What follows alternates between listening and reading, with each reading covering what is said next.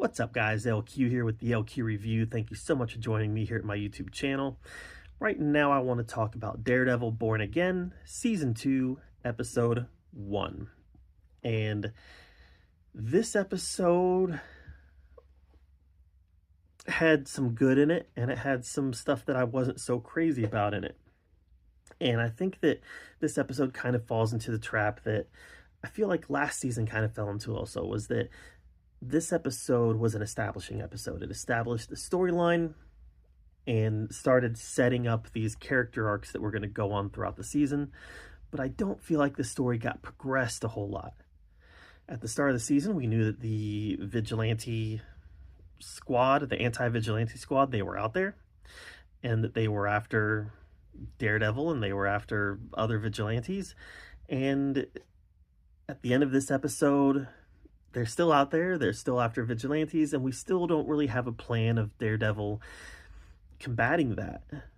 You know, at the end of season 1, we kind of got this idea that he was going to put together this team of people to face off against the anti-vigilante squad, and that really hasn't happened yet, and really we haven't seen that set into motion yet. Now we're only one episode in, that's fair. It might not be fair to criticize that yet at this point, but I feel like the story at this point's a little stagnant. A lot of stuff that we saw in this first episode is stuff that we already knew was going to happen. It's stuff that was already established in episode 1, or not episode 1, in season 1. So it's like this is a re-establishing episode where it's like we're catching up and getting our bearings again.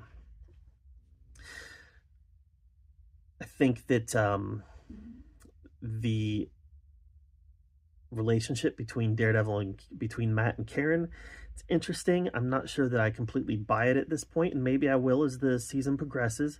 But at the end of season 1, you know, he was in this relationship with that attorney, not that attorney, the counselor, not attorney, with the counselor, and that relationship kind of stalled out at the end of season 1 with the Fisk and his ball and everything, and now he's immediately jumped into this relationship with Karen.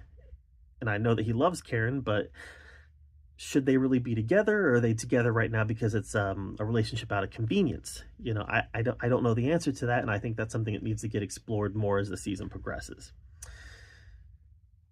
I still think the most interesting character in this show is Fisk and Vanessa. Their relationship is one that you do completely buy into. You completely get it. You understand the dynamics there. You understand what makes this relationship tick, what makes it work, and you understand the motivations behind Fisk and Vanessa. What I'm hoping we don't get, and I think we're going to get it, is that we're going to get a lot of the anti-vigilante squad is ICE scenarios. That's not what the anti-vigilante squad is supposed to be. The anti-vigilante squad is supposed to be the anti-vigilante squad. and what we're seeing so far is them just out there harassing a bunch of innocent people. Okay. When are we going to see them go get vigilantes? That's kind of my thoughts on it.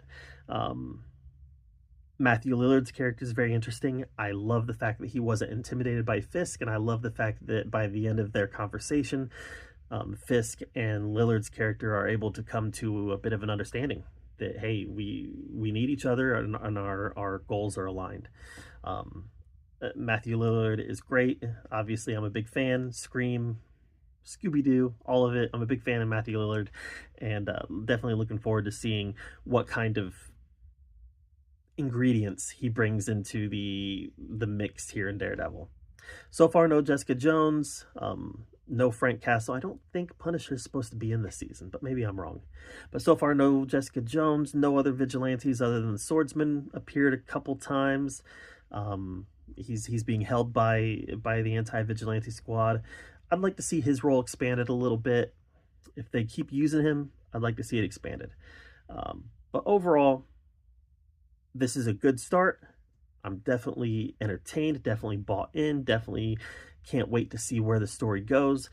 But I think this it might have benefited from dropping maybe 2 or 3 episodes instead of just the first one.